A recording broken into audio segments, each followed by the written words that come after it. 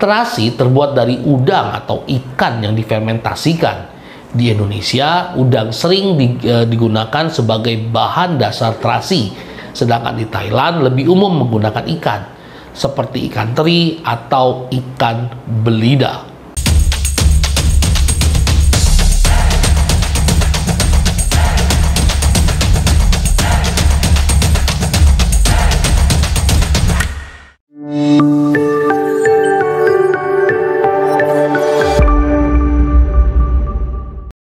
Halo semuanya, selamat datang kembali di Dr. Ferry TV, channel kesehatan yang penuh dengan fakta-fakta menarik. Pada video kali ini kita akan membahas tentang satu bahan yang seringkali menimbulkan perdebatan. Apa itu? Terasi. Tahukah teman-teman bahwa terasi bukan hanya menambahkan cita rasa pada makanan, tetapi juga memiliki manfaat yang baik untuk kesehatan kita. Mari kita simak apa saja fakta-fakta menarik dan manfaat kesehatan seputar terasi. Jadi, tonton terus video ini sampai selesai. Jangan kemana-mana.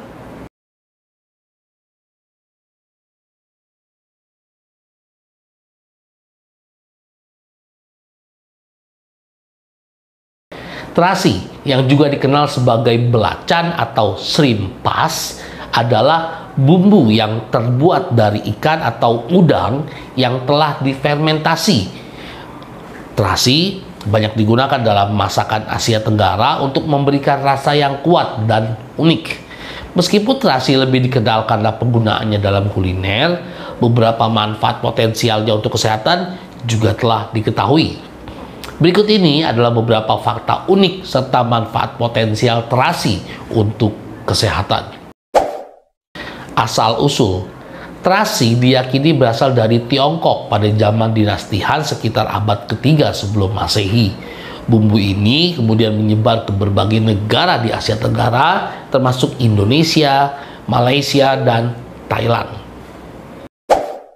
Bahan dasar terasi terbuat dari udang atau ikan yang difermentasikan.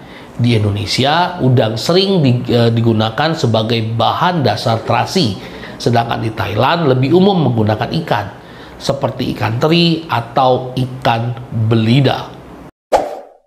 Proses fermentasi. Udang atau ikan yang digunakan untuk membuat terasi dihancurkan dan dicampur dengan garam. Kemudian campuran ini dibiarkan dalam tempat tertutup selama beberapa minggu atau bulan untuk mengalami proses fermentasi. Fermentasi ini memberikan aroma dan rasa yang khas pada terasi. Aroma yang kuat. Salah satu ciri khas terasi adalah aromanya yang sangat kuat. Beberapa orang mungkin menganggap baunya cukup kuat dan tidak sedap. Tetapi bagi penggemar terasi, aroma ini dianggap sebagai hal yang menggugah selera. Kegunaan yang luas. Terasi digunakan sebagai bumbu tambahan dalam berbagai hidangan di Asia Tenggara. Biasanya terasi digunakan untuk menambahkan rasa gurih pada masakan seperti sambal, sup, tumis, dan masih banyak lagi. Rasanya yang kaya membuatnya menjadi salah satu bumbu favorit. Variasi regional. Setiap negara atau daerah memiliki variasi terasi yang berbeda. Misalnya, di Indonesia terdapat terasi Medan yang terbuat dari udang besar, terasi Belitung yang memiliki rasa manis, atau terasi udang yang lebih umum digunakan di berbagai daerah. Nutrisi. Terasi mengandung banyak nutrisi seperti protein, asam lemak omega 3, dan kalsium. Meskipun mengandung nutrisi yang baik, terasi harus dikonsumsi dengan bijak karena kadar garamnya yang tinggi. Ingat teman-teman, harus dikonsumsi dengan bijak karena kadar garamnya yang tinggi. Peran budaya. Terasi memiliki peran penting dalam budaya makanan di Asia Tenggara.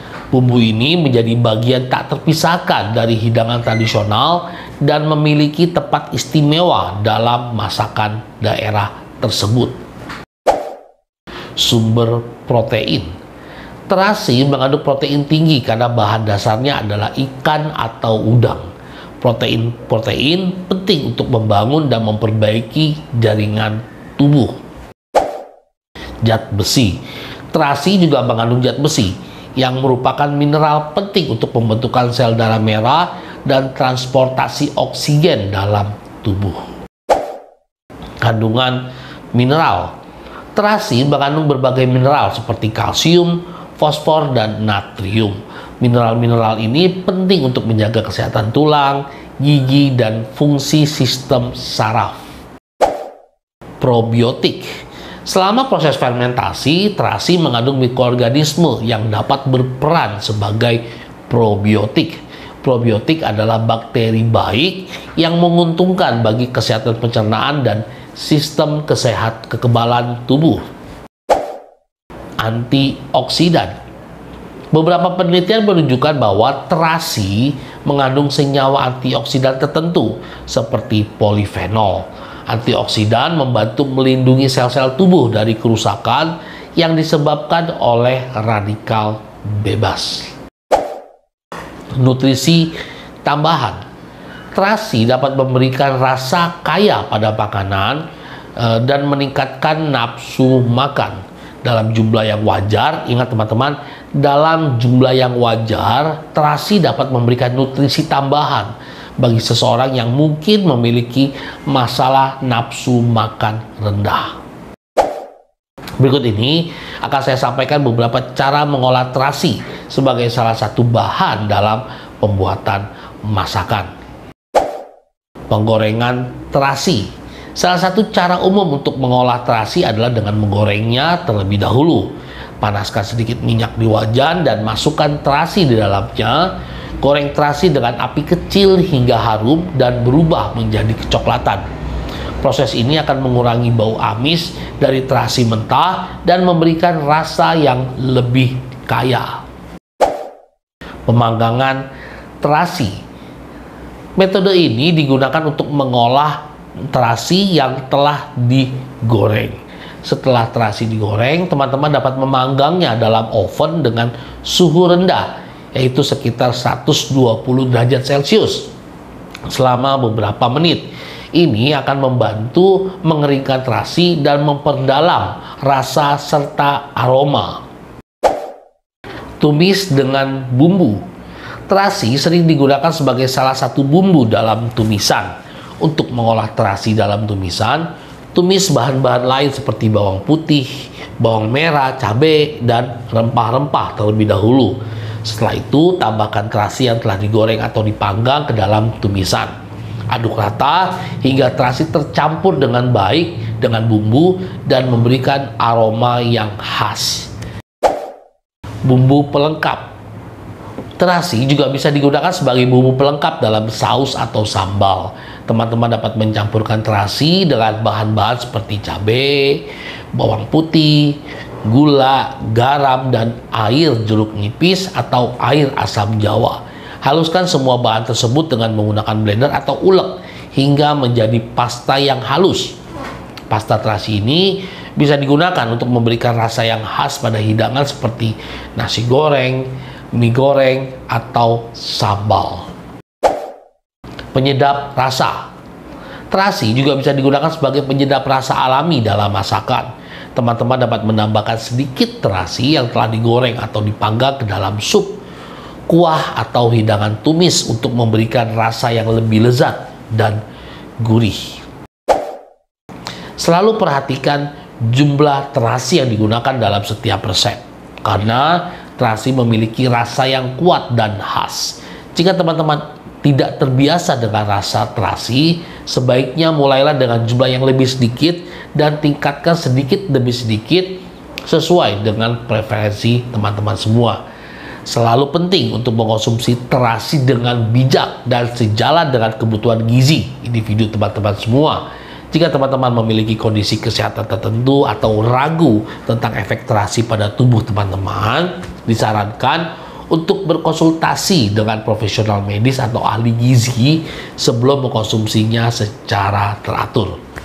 Demikian informasi mengenai fakta-fakta unik terasi, manfaat terasi, dan bagaimana cara mengolahnya.